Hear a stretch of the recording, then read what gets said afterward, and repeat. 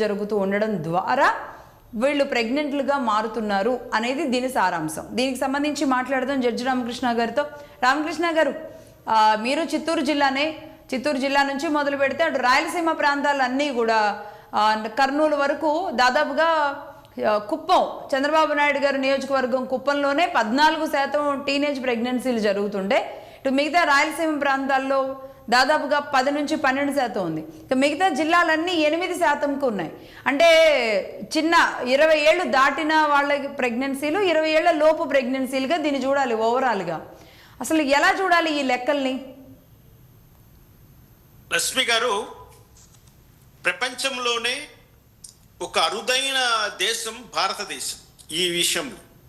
ఎందుకంటే 80% పైగా జనాభా ఇక్కడ యువత ఉంది భారతదేశం.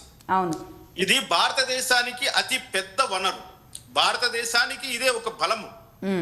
అటువంటి యువత ఈరోజు అనేక రకాలుగా నిర్వీర్యమవుతూ వస్తుంది.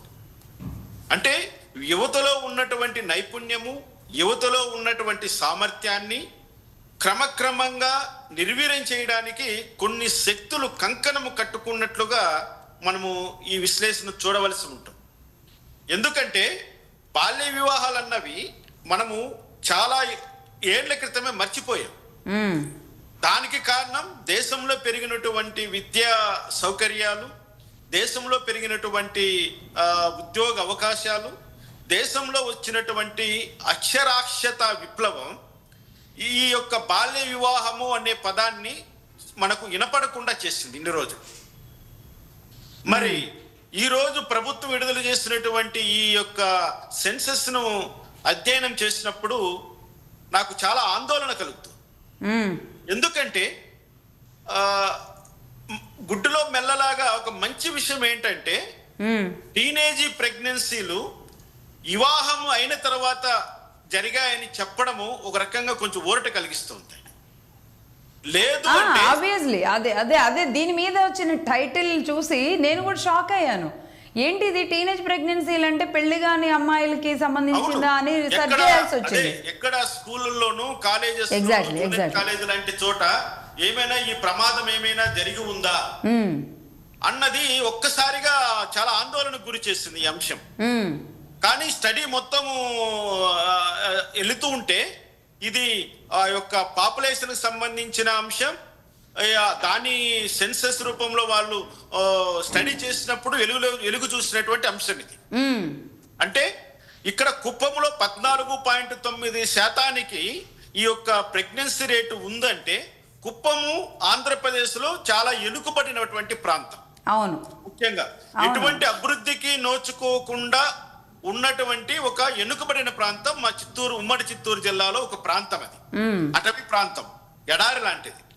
అటువంటి ప్రాంతాన్ని చంద్రబాబు నాయుడు గారు తన నియోజకవర్గంగా ఎన్నుకొని చాలా సంవత్సరాల నుంచి ఆయన అక్కడ పరిపాలన చేస్తూ ఉన్నాడు. అంటే తమిళనాడు నుంచి అటు ఉన్న వెనుకబడిన ప్రాంతంలో ఉన్న ప్రజలంతా కూడా అక్కడే ఉంటారు అనుకుంటా. కొంచెం ఇక్కడ తమిళనాడు, కర్ణాటక, అవును, రెండు తమిళనాడు కర్ణాటకకు సంబంధించిన వ్యక్తులకి అది ఒక మంచి హబ్ లాంటిది. పైగా అక్కడ ద్రవిడ యూనివర్సిటీని కూడా ఏర్పాటు చేసి ఉన్నారు. కాబట్టి ఇక్కడ తెలుగు, తమిళము, కన్నడ మూడు సాంప్రదాయాలకు అది పుట్టినిల్లుగా ఉంటుంది ఆ కుప్పము ప్రాంతం. కానీ చంద్రబాబు నాయుడు గారు తన వంతు కృషి తను చేస్తున్నప్పటికీ ఇక్కడ బాల్య వివాహాలు పెరిగిపోవడానికి కారణం ఏమని నేను అనుకుంటున్నానంటే గత వైసీపీ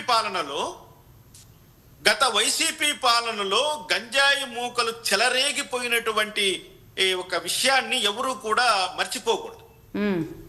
ఆ గంజాయి మూకల ఆగడాలను, అరాచకాలను తట్టుకోలేని తల్లిదండ్రులు తమ పిల్లలకు, తమ ఆడపిల్లల్ని ఆ మైనారిటీ ఏజ్ లోనే వివాహాలు జరపడానికి ప్రోత్సహించిందా అన్న కోణం కూడా ఇక్కడ మనము చూడాలి.